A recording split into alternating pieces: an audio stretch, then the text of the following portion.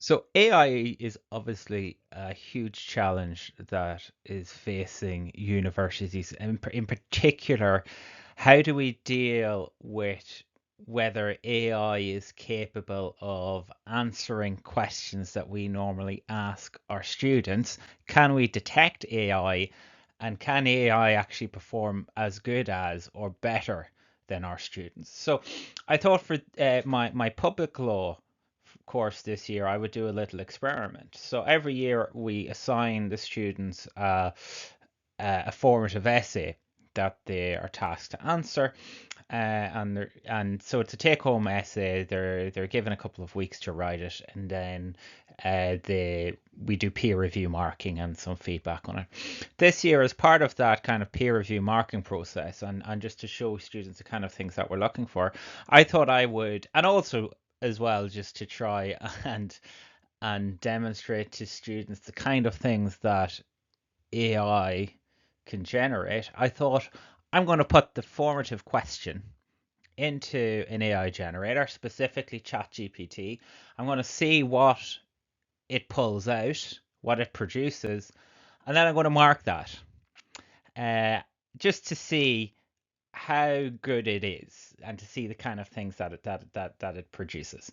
So this is the question that I've asked ChatGPT. So the UK's constitution is no longer, if it ever was, a distinctively political constitution. So it's a very straightforward, standard kind of question you might get in a first year public law course. At a law degree in a British university. The brief was only 1,000 words, and the students had to obviously include footnotes, but not a bibliography. And the students are required to follow a schola. Now, I didn't ask ChatGPT to do that, to include footnotes and to include a bibliography and to follow a schola, but I did ask it to stick to 1,000 words. Uh, Generated an essay, and now I'm going to go through and mark it. And, that's going to tell us. Hopefully, students will see a bit more of the kind of things that we look for in an essay when we're marking it, but also that we as academics can kind of see that, ooh, do we have a problem here? Do we need to change our reassessment? And I think a bigger question is it up to us as single individual markers, academics, teachers, to try and fix this problem ourselves? Because I think at the end of it, I'll give away the spoiler alert now. I think we have a big problem here. So there's our brief, and this is the essay that it churned up. So here's our opening paragraph, and you'll see it's fairly standard paragraph. The UK's constitution is often described as a political constitution, in contrast to the legal constitutions of many other nations. The distinction, famously articulated by J.G. Griffith, emphasises the role of the political processes over judicial oversight in constitutional matters. Well, okay, first we've got a use of academic commentary, that's good. And when we're talking about, what a political constitution is and defining political constitution, we would expect to see Griffith here. So, okay, good start. However, the question of whether the UK's constitution can still be considered distinctly political, or if it ever truly was, has gained renewed significance amidst modern constitutional developments. To address this, we must examine the traditional characterisation of the UK constitution, explore recent transformations in governance, and consider the growing influence of legal methods, mechanisms, and institutions. So we've a bit of signposting here in an essay, and I don't think that that's too bad either. This essay argues that while the UK's constitution retains certain political features, it has evolved into incorporate significant legalistic elements, challenging the notions of its distinctively political character. To be honest, and here, we have a statement of an argument in the essay, and that's kind of what a good essay does, I think. It tells the reader at the outset what it is that it's going to argue, and it signposts how it's going to argue that. And that's important that a law essay does that, because, we are testing analytical skills, argumentation skills, and communication skills. And a good essay, I think, can do that by shaping and framing the narrative for the reader going forward. So I think overall this is a relatively good intro. It provides, a definition of a legal constitution corroborated by a reputable secondary source. Like there's not a specific quote from the secondary source, There's for an introduction, I don't think it's too bad, and it signposts how well the essay will argue it. There's some words that it uses that I do find kind of interesting, and I've been thinking a first year using the word like governance. Uh, hmm, that's a bit strange. There's nothing wrong with it, but it's not really something I expect first year to come out with. So next, then paragraph or first section. And we'll see that the essay has used sections, which, some students don't do that. So that's a good thing too. The first one is defining political constitution. And so, we've the concept of political constitution revolves around decision making through democratic institutions and processes rather than judicial or legal constraints. Under this framework, political accountability is paramount, with Parliament being sovereign and government being held responsible to the electorate through general elections and parliamentary scrutiny.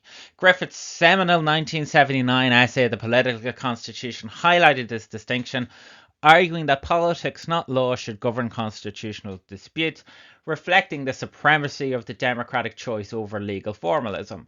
Okay, I think that's not bad. It's pretty good. Again, though, alarm bells ringing. How does a first year law student know what legal formalism is? What is legal formalism? They've not unpacked that. They've not necessarily explained that. Nevertheless, there's nothing inherently wrong with what they've actually said. By contrast, a legal constitution is characterized written in American spelling rather than English spelling. Is that a giveaway? Well, I would say absolutely not, because lots of my students use English spelling. By contrast, the legal constitution is characterized by entrenched constitutional provisions, judicial review of legislative acts, and robust legal protections for individual rights. Countries like the US and Germany exemplify this model, where written constitutions provide a legal framework that courts enforce, often superseding political decisions. Nothing inherently wrong with that either. The UK's historical lack of a codified constitution, doctrine of parliamentary sovereignty, and the absence of entrenched rights supports this classification as a political constitution. However, the extent to which this description holds true today, or indeed whether it ever fully applied, is debatable. So overall, again, there's nothing inherently wrong with this section. It refers to key sources like Griffith. Like I mentioned, I'd be interested to know what a first year thinks legal formalism means. Definition of legal constitution, again, it's more or less fine. A reference to a secondary source would be helpful too. And the final paragraph, I think, is fine too. So overall, this section is fine. And I think, truth be told, would be very impressive for a first year law student. Red flag, red flag, red flag. Next section, traditional features of the UK political constitution. Okay, first section. And you'll see then we've got three very, very short sections here. First section is parliamentary sovereignty. Central to the UK's political constitution is the principle of parliamentary sovereignty, famously articulated by Dicey. Parliament has unlimited legislative authority free from judicial interference. This supremacy underscores the political nature of the constitution, as courts have historically refrained from questioning the legal validity of primary legislation. In theory, this allows democratic majorities to shape the law without constraint by legal doctrine. It might be helpful to see some reference to what Dicey's actually wording of the Constitution is. This is also maybe relatively simplistic, out of date understanding of parliamentary sovereignty. Nevertheless, this section is framed as the traditional features of the UK of the UK's political constitution. So maybe they're going to unpack those a little bit later on. Second one is accountability through politics. In a political constitution, accountability arises from political mechanisms such as elections, parliamentary debate, and ministerial responsibility. For example, the Convention of Collective Ministerial Responsibility ensures that government decisions are defended collectively and that ministers are held accountable in Parliament. Again, this is fine. Again, it's a bit descriptive, and I think the way this essay has been structured in terms of setting out the traditional features, maybe before moving on to the critique, you're going to end up with this quite broad descriptive sections, and when you've got a tight word count of 1,000 words, you mightn't have the space to structure an essay in this word. And actually, spoiler alert, this essay, even though I told it make it a max of 1,000 words, this essay has gone over the word count. It's also, I would be expecting a student to pick up on this idea. They flagged up this notion of ministerial responsibility, collective ministerial responsibility, and the importance of political accountability. But we saw huge strains on those in recent years. For example, changes to the ministerial code. We even saw issues with regard to collective ministerial responsibility over Brexit, and government ministers potentially disagreeing with the strategy in relation to Brexit, but maybe not necessarily resigning. So I would hope and expect to see some reference back to this, some challenge to this, some reference to more recent illustrations of how these accountability mechanisms, have come under strain. And then thirdly, then moving on to the role of conventions. The UK constitutional framework has long relied on conventions rather than legally enforceable rules. These unwritten norms, such as the royal assent or the appointment of prime minister, reflect the flexibility and informality of the political constitution. Their enforcement depends on political practice and public opinion rather than judicial intervention. We've got acknowledgement here of conventions, I think, but we don't really have any, sufficient explanation of them. We're kind of missing, a nice secondary source would be helpful here. And you can talk about political practice and public opinion. It's kind of somewhat correct, but some secondary source would be helpful here, like Jennings on identifying a constitution, Dicey on the morality of the constitution. So some acknowledgement of the secondary source here would have been helpful. But overall, I think this section is fine, but it's quite descriptive and simplistic. There's no real unpacking of any of these complex concepts like parliamentary sovereignty, political accountability, or conventions. Taking into account that brief word count. And some greater use of secondary sources and examples would have been helpful. So this might be the kind of thing that if you're thinking of structuring an essay or end like this and you've only 1,000 words, you might want to reconsider your structure. Do I have the space to set up the traditional, and then next stage I do my, maybe it's here are the existing challenges. You mightn't have the word count to do that in 1,000 words. You can end up with these overly descriptive sections. And that's kind of what this essay has done. It's moved on now to this challenge, these more recent legal developments. So the first one is this growth of judicial review. One of the clearest indicators of a shift towards a legal constitution is the expansion of judicial review. Courts now regularly assess the legality of executive actions and secondary legislation. Landmark cases such as essentially the two Miller cases demonstrate the judiciary's willingness to intervene in politically sensitive matters. These distinctions, particularly the ruling that prorogation was unlawful, highlight the court's growing role in constitutional adjudication. So, at no stage in this essay are those two Miller cases explained. Granted, again taking into account that word count, but there's a simple essentially assumption made that these two cases indicate the growth of judicial review, and in turn that this suggests that the UK is moving towards a legal constitution. However, I think in both cases you can make the case that the court was actually vindicating and defending Parliament's constitutional function. So particularly in Miller 2, the Supreme Court expressly referred to the Parliament's constitutional function of holding the executive to account, a function that would have been frustrated by the unduly long prorogation. So one could argue actually that Miller 2 was a defense of the political constitution and political accountability rather than an actual interference with it. Again, is that a bit too advanced for am I expecting too much of a first year law student to contend that? Potentially, but just simply stating that we have got two cases where the judiciary held the executive to account as illustrative of a change in the UK's political constitution. We do need to say more of that. Regardless, I think this section is overly simplistic. Next section, which is still under this heading of the legal constitution, we have a discussion of the Human Rights Act, which was introduced by significant legal constraints on Parliament and the executive.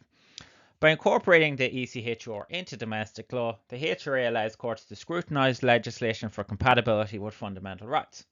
While courts cannot invalidate primary legislation, the Declaration of Incompatibility under Section 4 exerts considerable political pressure on lawmakers to amend or repeal offending statutes. Some reference again to secondary sources here would be helpful. But I found this very interesting about, this answer expressly acknowledges that declarations of incompatibility exercise political pressure. But is it legal pressure or is it political pressure? And to what extent, therefore, is that political pressure in tension with the political constitution? Is it not maybe if it's just political pressure, then is it not in alignment with the political constitution? There is an argument here to be made that there is almost like and some scholars like Mark Tushnet, for example, argue that these weak form judicial review systems do evolve into strong form judicial review system. But there's no reference to that secondary source material here. That might have been helpful just to try and corroborate that point that it does indicate legal constitution rather than this idea of political pressure and not actually unpacking how that's in tension with a political constitution. Then we've got two more paragraphs on the devolution settlements and the EU membership and its legacy. So this devolution bit, establishment of the devolved administration of Scotland, Wales and Northern Ireland, has also introduced legal complexity into the UK's constitutional framework. Devolution statutes define the scope of devolved powers, and courts are frequently called upon to adjudicate disputes over legislative competence, as seen in cases like Christian Institute v Lord Advocate. This legal oversight contrasts with the traditional flexibility of a political constitution. Does it? Again, we've got brief mention to a case here that's not really explained. This section completely ignores the Sewell Convention as well.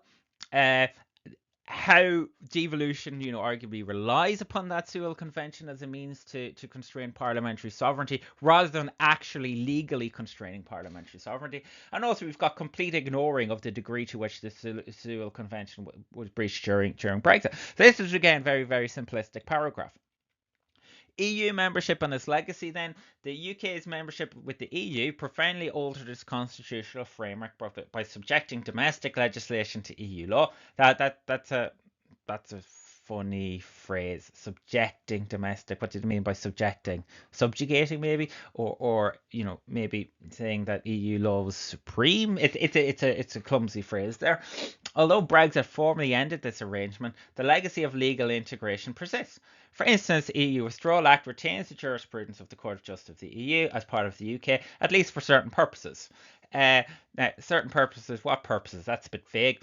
This legal layering challenges the notion of an unmediated political constitution. Unmediated is a political constitution. That's a very, very nice phrase for a first-year law student to be using. And I think this is a really, really interesting point, but I think it requires considerable unpacking. A stronger point in this issue might be the Windsor framework and regarding retained EU law in relation to Northern Ireland. A good case on this might be the recent one of Dillon and others concerning the Northern Ireland Troubles and Reconciliation Act, where the court did actually disapply certain aspects of the Legacy Act because of its tension with retained EU law. However, would I expect a first-year undergraduate to discuss this? Not necessarily, and if they did, I'd be like, how do you know that?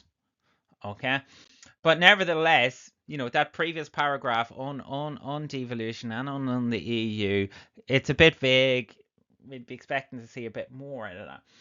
And I think this is a general point with this essay. It's spread itself quite broadly. It's touching on lots of different issues, but it's not really going into sufficient depth. It's a very broad and shallow essay. Now, next up, and we're coming towards the end here, is a whole section, counter-arguments, the persistence of the political elements. Despite these developments, certain features of the UK constitutional order remain distinctly political. Parliamentary sovereignty endures as a foundational principle, albeit with qualifications. For example, the UK Parliament retains the authority to repeal the HRA or amend devolution statutes, even if such actions are politically contentious. Moreover, the enforcement of constitutional conventions remains largely political. While courts have occasionally acknowledged conventions, such as in Evans, an information commissioner, their enforcement depends on political actors rather than judicial mandates. This flexibility allows the Constitution to adapt to changing political circumstances, preserving its political character. This UK's reluctance to fully adopt a codified constitution further underscores its political orientation. The ongoing debate over codification highlights tensions between the desire for legal certainty and the traditional preference for flexibility. Proponents of a codified constitution argue that it would provide clear legal protection for rights, while critics would fear it would undermine parliamentary sovereignty and politicise the judiciary. So this first section here about the development of parliamentary sovereignty, nevertheless, parliamentary sovereignty enduring despite things like the Human Rights Act or the devolution statute, that's fine. But I would have liked to see more reflection on that earlier, and we're not really seeing how this section links with what the author has written previously. This Evans, an information commissioner, I think the use of this case is fascinating. More is needed. Again, and you'll see any case this essay mentions doesn't really explain what happened. Like Evans, certainly the role of conventions is important in Evans, and particularly this is a case to do with a Freedom of Information Act request by the Guardian newspaper to disclose letters that then Prince Charles had written to government ministers lobbying him, and this request had been granted by the information commissioner and then vetoed by the attorney general, and certainly the role of conventions is important in this in relation to the conventions between the minister and between the monarch or the monarch's heir, as it was at the time in this case. I think that's fascinating, but it's a very interesting case for a first-year law student to use when talking about conventions. We might expect, a better example of this would be the Attorney General and Jonathan Cope. Where the courts have expressly acknowledged, set down the principle that the courts can recognise the existence of a convention. That case dates to 1976. It's almost 50 years old now. So can we really say it's a modern case? But what's really interesting about the use of Evans is actually, Evans is a classic example, some would contend, of the growth in judicial review and the way in which the judges interpreted their constitutional function as justified by the rule of law to essentially quash and to overturn the Attorney General's veto. So it's a huge. This was quite a constitutionally significant case, suggesting a growth in judicial review, not perhaps the constraint that this essay suggests. Either way, would I expect the first year law students to know that this is going to be this is another bit of a red flag up here. And then this final paragraph, I think, is a bit simplistic. Some references to if you're going to talk about an ongoing debate, then I want to see reference to this ongoing debate. You can't just make a statement and then not refer to anything. It's a bit simplistic as well. Does codification really lead to reduction of flexibility? Does codification automatically mean increased judicial oversight? It depends upon how you codify. It depends upon what you put into it, per se. So it's a bit simplistic here. And again, this is our general pattern of this essay being very broad and shallow. Lots of points made, but maybe not significantly unpacked. And a big issue with this is this section acts as almost what I call an on the one hand v on the other hand structure. The overall argument is the suggestion that and we saw that introduced, that maybe the UK is moving more towards a legal constitution. So that's our argument. But now we have a whole section here that contradicts that argument that we thought that the author was going to make. And essentially, by doing that, we've broken up the narrative. The argument, the narrative becomes unclear. And by almost quarantining these counterpoints in their own unique part of the essay, we're not really showing how these debates are resolved by this author. Okay, we're not showing how on the one hand and on the other hand link together. We've just quarantined them. And as a result, we've not really resolved these disputes. We've just noted them. And so that's going to affect the analytical and argumentation skills, I think, that this essay shows. There's no real resolution of this debate. Then finally, getting towards the end now, that we've this claim that the UK constitution, it assumes that there was a level of purity that may never have existed. Legal mechanisms have always played a role, even if less visibly. For example, common law principles such as those protecting habeas corpus have historically provided a legal framework for individual rights. Additionally, the judicial's power to interpret and apply legislation inevitably intersects with political decision making. Moreover, the distinction between political and legal constitutions may be overstated. As Mark Elliott and Alison Young argue, constitutions often blend political and legal elements. The UK's constitution, with its reliance on conventions, statutes, and judicial interpretation, emphasises this hybridity. Hybridity is a really interesting word again for a first year law student to be using. I think it's a really interesting point about the common law. Again, it's first year. Would we expect a first year to know this? Certainly, they should know about the common law source, like the common law as a source of constitutional principles. But in terms of this idea of the judicial function in interpreting and applying legislation, this isn't just a public law issue either. The judges have that role in all fields of law too. So we might be getting off a bit of a tangent here, but nevertheless, is this going to be an argument I'd expect a first year law student to make? I'm not 100% sure. This overall, there's a, and the reference to Elliott and Young here, I think are fine and are good. Yes, we're seeing some secondary sources too, but overall, the secondary sources that we're seeing in this case are like, those are the key ones that we're going to expect. We're expecting to see Dicey and Griffith, and then Eliot and Young. You would absolutely expect to see that, but the other literature, other sources aren't maybe coming through the too.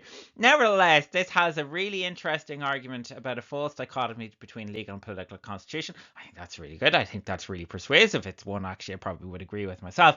There's no necessarily real signposting of this throughout the essay, however. Kind of comes in towards the end, so you might want to think about structure. And then finally, in our last section here, the Constitution has evolved significantly, incorporating legal mechanisms that challenge its characterization as a distinctively political constitution, with judicial review, influence of HRA, de-evolution, EU, etc., etc., etc. But nevertheless, key features like parliamentary sovereignty and reliance on conventions exist. Whether the UK's constitution ever was truly distinctively political is debatable, given the long-standing interplay of political elements. Today it's best understood as a hybrid constitution, balancing political accountability, legal oversight, while a political, etc., etc. Basically, while the political constitution may no longer be distinct, it continues to shape the UK's constitutional identity. This conclusion is fine. In fact, it's probably quite impressive, to be honest with you.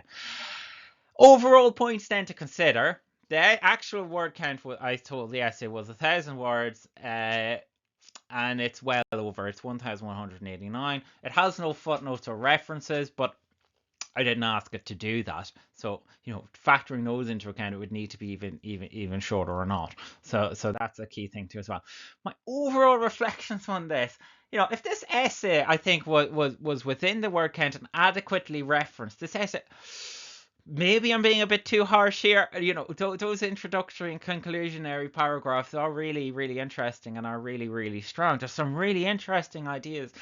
I think I'd probably score at a mid 2-1.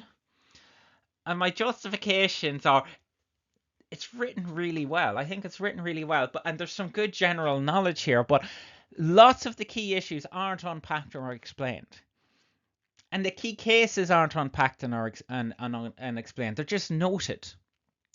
Oh, here's Evans, the Information Commissioner. Okay, where's the rest of it? There is a very strong attempt at a nuance argument here that sometimes engages with the question asked, but these key issues and these concepts aren't really unpacked. I feel it's let down in general by its structure, which at times I think raises far more questions than it does answers.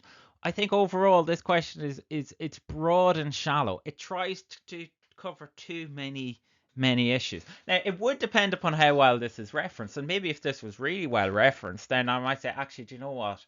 This could potentially be elevated up even higher. But I think we're probably talking it's a 2-1 answer. It's a general answer. It's lacking depth. It's good argument. It's got a good overall narrative framework, but it's how it's executed that I think it lacks that. But for me, and that's kind of why it's a red flag for me, is the red flags for me are that the arguments are not ones I'd expect a first year law student to make. They're quite advanced arguments. They're quite nuanced arguments. And that's scary if the thing that's making me think this might be AI is like, I think this is maybe too good for a first year, or this argument is particularly advanced, but maybe they've not sufficiently explained it. Either way, I think we have a huge problem. Okay, because I can't fail an essay just because, oh, this is too good. This must be AI. I can't do that. Uh, because we might have an exception student. We have a good student that can write like that. And that might be an indication of AI is actually it's written very, very well, but in terms of the substantive content, it's maybe lacking. It's broad and shallow perhaps. But again, is that enough for me to flag this as a plagiarism case, to flag this as an AI, as an academic integrity case? I don't know. Either way, I think we've got a huge problem here. If AI can churn out something like this, and I feel like as academics, the pressure is on us to fix this. So, from my course, we are getting rid of essays because uh, and we're trying to figure out what we're going to do in the future. But basically, because AI can do this kind of thing in a first year lower essay, then we can't trust what is being submitted, and that's really scary for me. That's kind of taking away the things that I love about academia, I loved about writing, I loved about university, is actually writing essays. I like doing that kind of thing, and now we're saying we can't do that anymore, and that's scary. And that's a problem that's not just for me, for my own course, that's a problem across universities across the world. And I don't think expecting academics on our own to fix this. This needs not just a university wide response, this needs governmental responses. And currently I don't think we're seeing that. We're at the cold face. We're trying to figure out what's happening. And if AI can churn this kind of thing out, I'm concerned about the integrity of academia going forward. So, overall, I might be being a bit harsh in terms of my judgment of this essay. But I think that the key point is maybe not whether it's a 2-1 or a first. I think the key point is this is what AI can do, and this is a worry, and this is a concern, and we need to think carefully about this going forward. Okay, I'll post a link in the video description of, I'll upload the essay onto a blog where people can go and read that essay for themselves if they want to. Okay, thank you.